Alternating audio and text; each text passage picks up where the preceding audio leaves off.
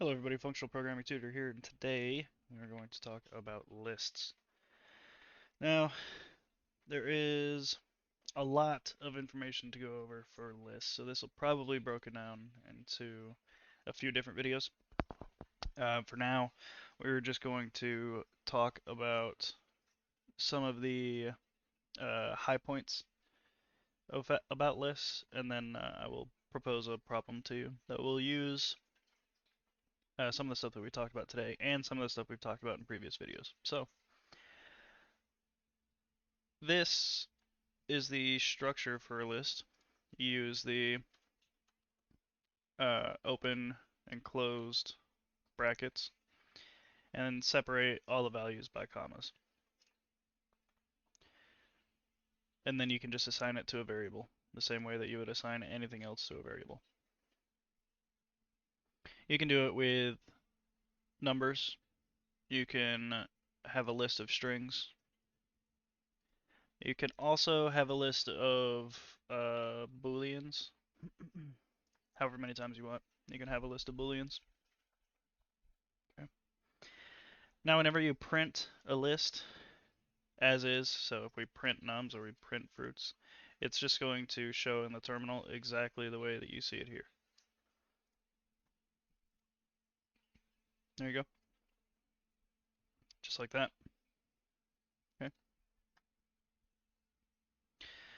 Okay. Something that is important to know is that in Python, a list is an object with the data type list. So I'll show you real quick. If I print the type of nums, for example, this isn't going to give me integers. This is going to give me a class list. There you go. So lists are an object of data type list. Let's say you want to know the length of a list. Let's say your code is massive, a ton of files and hundreds of lines and yada yada yada, whatever. You have no idea how long a list is. Well, you can figure out how long a list is with the len function. So if we just print the len of nums, obviously since I made nums 1, 2, 3, 4, 5, there is 5 elements, so the len or the length is going to be 5. Just like that. Okay. The last sort of important thing, well, it's not as important, which is why I haven't talked about it yet, but it might be important to somebody out there, so I will mention it. You can have different data types within a list.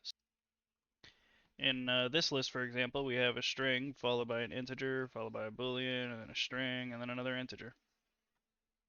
So, and if I print this list out,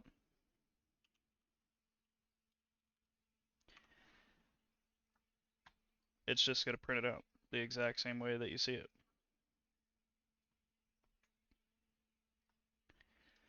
Printing the type, of course, is going to tell us that this is an object of class list. Just like that. Okay. So what can you do with a list? Well, you can do a lot of things with a list. You can store data in them. Lists are ordered, indexed, changeable, and you can have duplicate entries in a list. So, for example, if I add apple here one more time, it's not going to ignore this instance of apple. It's still going to print it out. See? So you can have duplicates, which is good. So now let's talk about accessing items in a list.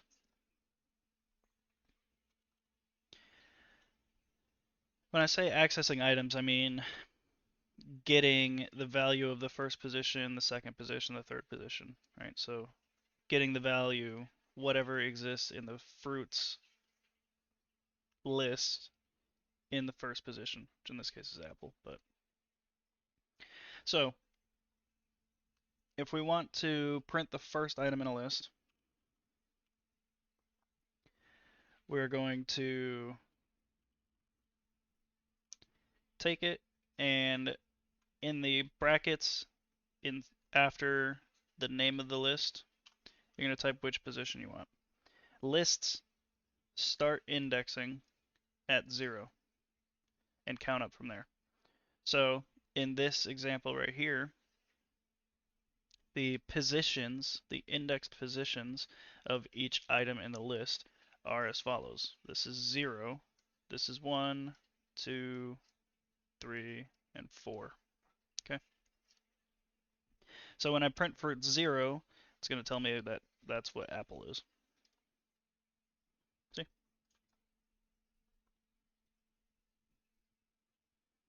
So you can also print from the other side of the list. You can, it's called negative indexing. So print, I probably should have made the negative, the last position something different, but for the sake of the example, I will also show you that you can print, you can count backwards. So this would be -1. If you wanted to index backwards, you can do that by saying -1, -2, -3, -4, -5. This is handy when you have a very large list and you don't know where it ends. So if you just want the last item in a list, you can just type -1. It'll give you the last item in the list. In this case, this is going to give me orange,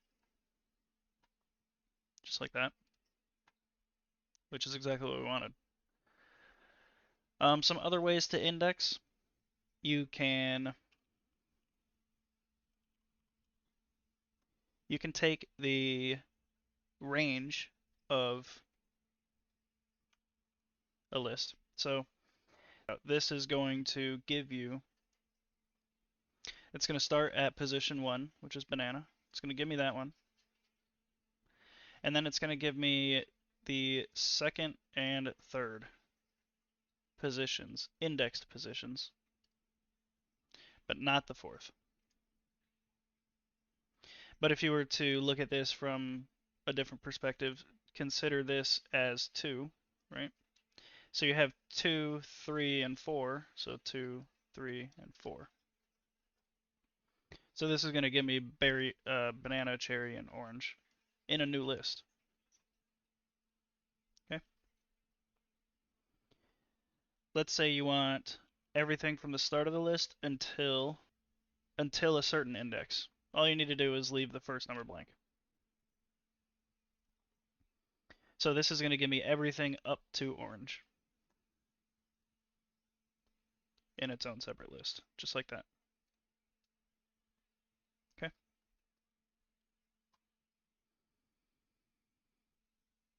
And for one last thing, if you want to start at the beginning, or if you want to start at a specified point within the list, so for us, I'm just going to start at 1. You can say start at 1 and give me everything else that exists. So it's going to start here at banana, and it's going to give me the entire rest of the list in its own separate list once again, just like that. For starters, this is all I'm going to talk about in lists to keep the video sort of short and digestible. It also helps me sort of explain lists kind of in a void by themselves, so you don't necessarily have to have seen any of the other videos to see them. But the problem that I'm going to propose to you requires some decision making. So for this problem, write a program that checks if user input fruit is contained in a given list. Your given list is this one, or if you would like to make your own with different fruit, just make sure when you're doing this that you type these in, including the user input when you're testing. You type everything in lowercase.